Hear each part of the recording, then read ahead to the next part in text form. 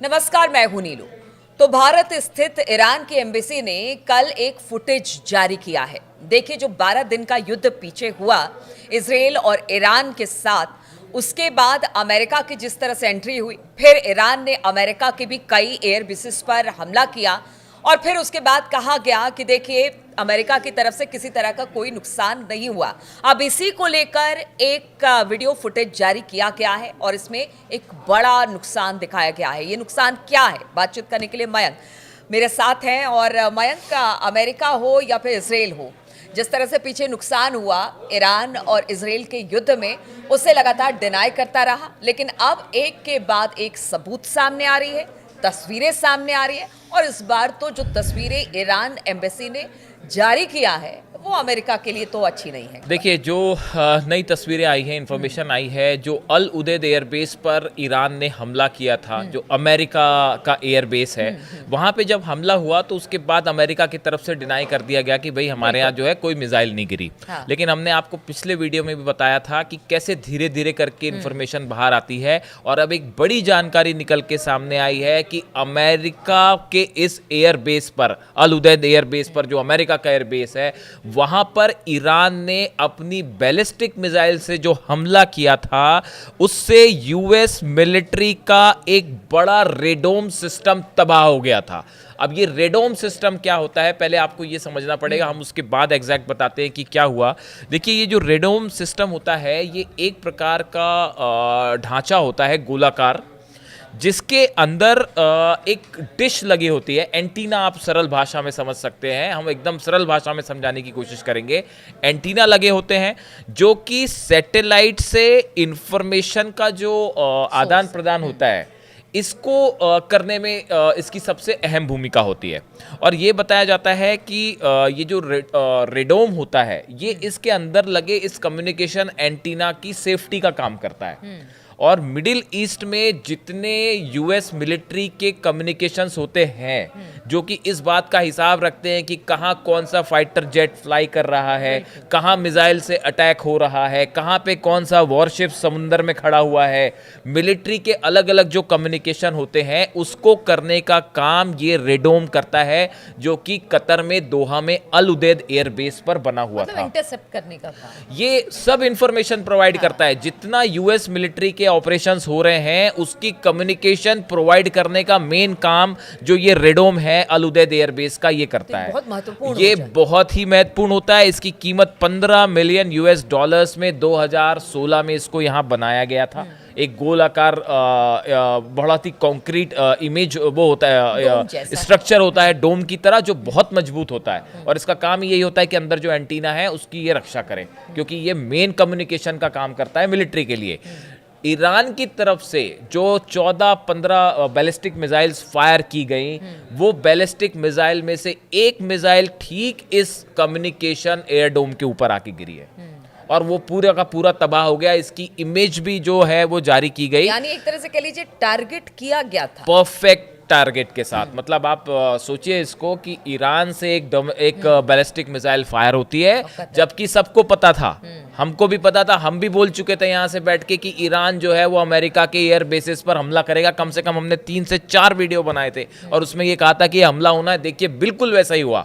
और वो हमला भी देखिए अल उदैद एयर बेस पर ठीक उस कम्युनिकेशन सिस्टम के ऊपर होता है और वो पूरी तरह तबाह हो जाता है। और ये कोई दावे नहीं है, सैटेलाइट इमेजेस हैं सामने। हमने पिछले वीडियो में कहा था आजकल टेक्नोलॉजी इतनी आगे बढ़ गई है साहब कि आप सच को छुपा नहीं सकते।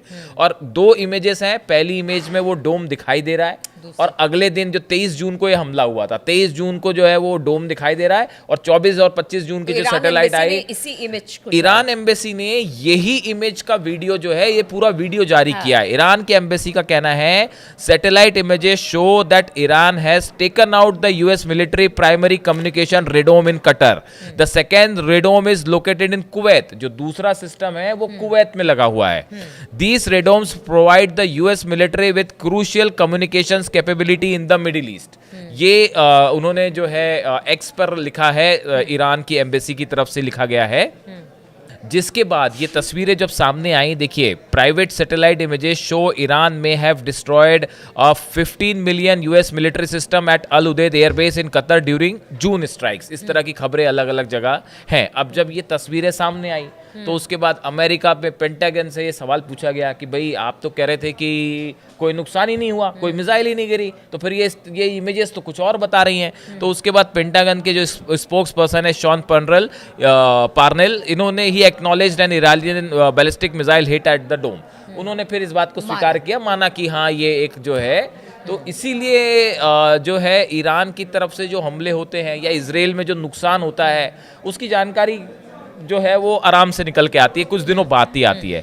अब देखिए इसका सोर्स भी है, satellite images by Planet Labs PCB shows that geodesic dome on the morning of June 23rd hours before the attack. However images taken on the June 25 show that the dome is gone visibly damage to a nearby buildings also. उसमें यह भी दिखाया कि आसपास भी कुछ building को नुकसान हुआ है। तो ये सोर्स भी बताया जा रहा है कि किसके तरफ से ये सैटेलाइट इमेज जारी की गई है। तो देखिए ये कुल मिला के ये जो नुकसान था ये बड़ा नुकसान है, इसमें दो मत नहीं है कि अगर अब मान लीजिए अगर अमेरिका फिर से हमला करने का प्लान करता है ईरान के ऊपर, तो उसमें इस अल उदैद एयर बेस से उसको पूरा फिर से ये स्ट्रक्चर रिस्टैब्लिश करना पड़ेगा, क्योंकि ये अल उदैद एयरबेस जो ईरान की अमेरिका की यूएस मिलिट्री सेंट्रल कमांड है, इसका मेन जो फंक्शन हेडक्वार्टर है वो अल उदैद एयरबेस ही है।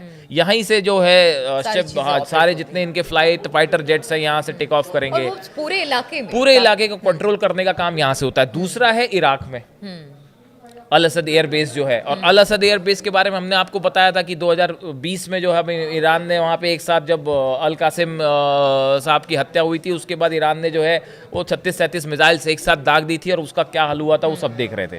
तो ऐसा नहीं है कि अमेरिका के बेसेस ईरान की जद में नहीं है, भाई आप रोक लेते मिसाइल को, नहीं रोक पाई ना। ये तो सबको पता था कि अमेरिका के सैटेलाइट पे के एयरबेस के जितने बेसेस है उस पर हमला होगा, सब जान रहे थे, और डिफेंस सिस्टम भी वहाँ पे लगे हुए थे, लेकिन ईरान की मिसाइल्स को नहीं रोक पाए, इजराइल में भी नहीं रुक पाई, अल उदैद एयरबेस पर रुक पाई। तो जो कहा गया था ईरान की तरफ से कि अगर आप हमला करेंगे तो आपके बेसेस को निशाना बनाया जाएगा। अब एक थ्योरी ये भी सामने आ रही है कि जैसे ये हमला हुआ उसके फौरन बाद आपने देखा चंद घंटों के अंदर ट्रंप ने सीज फायर अनाउंस कर दिया। हाँ बिल्कुल। तो क्या अमेरिका को ये भी डर था कि भाई अभी तो एक एयरबेस पर हमला हुआ है, तो और भी कल को जो है वो पता चला जितने एयरबेस है 15-16 एयरबेस सब पे एक साथ टारगेट कर दिया तो बड़ा नुकसान होगा। तो क्या इसलिए सीज फायर अनाउंस कर दिया? जैसे कहा भी कि किसी जंग में नहीं जाना चाहते। चलिए ये तो ईरान की तरफ से हो गया कि इन्होंने कुछ महत्वपूर्ण जानकारियां शेयर की है, लेकिन एक जानकारी और उसकी वजह से भी अमेरिका और इजराइल बहुत परेशान है, क्योंकि हूती की बात लगातार हो रही है। पीछे हमने देखा है कि किस तरह से हूती ने नाक में दम कर रखा था अमेरिका और इजराइल के। जिस तरह से आप कह रहे हैं कि शायद सीज फायर करवाया जब ईरान ने टारगेट किया अमेरिकी एयरबेसेस को, तो उसके बाद से समझ में आया कि क्या स्थिति है और इससे अगर निपटना है तो फिर सीज फायर करना अमेरिका समझ गया। क्या अब लाल सागर में भी यही स्थिति है कि अमेरिका समझ चुका है कि देखिए भाई यहाँ पर नुकसान तो हमें जबरदस्त उठाना पड़ा है, क्योंकि वहां बताया जा रहा है बहुत सारे रिपर ड्रोन हो, जहाज हो, वो सब 35 से ज्यादा, लेकिन इजराइल अभी भी नहीं बच पाया हूती के हमले से। 35 से ज्यादा अमेरिका के MQ-9 रिपर ड्रोन्स जो हैं वो तबाह हो चुके हैं। वो बहुत ज़्यादा महंगे होते हैं, $बिलियन के होते हैं वो। और वैसी जो है 2 वॉरशिप अभी आपने देखा पिछले 5 दिन के अंदर 2 कमर्शियल शिप्स, वॉरशिप नहीं, 2 कमर्शियल शिप्स जो हैं वो हूती ने अपने मिसाइल अटैक में जो है वो डुबो दिए, हमला करके डुबो दिए, जिनकी अब तस्वीरें भी सामने हैं। और जहां तक हाइपरसोनिक मिसाइल का अटैक है जो कि इजराइल पर हो रहा है, वो कब हमला हो जा रहा है, कब गिर जा रही है, अब तो वो जो है वो उनका जो तेल अवीव में एयरपोर्ट है वो उसके आसपास ही उस पर ही हमला हो जा रहा है। तो हूती जो है ये एक बड़ा चैलेंज बना हुआ है, और इजराइल के लिए तो बड़ी समस्या है। अमेरिका के साथ सीज फायर है, लेकिन वो तब तक है जब तक अमेरिका ईरान पर हमला नहीं कर रहा। अगर फिर से हमला होगा तो हूती फिर अमेरिका पे भी हमला शुरू कर देगा। लेकिन फिलहाल इजराइल के लिए तो हो रही थी उस वक्त भी हमने देखा था कि हूती के हमले जारी थे। हूती इजराइल के लिए तो एक बड़ी चुनौती बना हुआ है फिलहाल।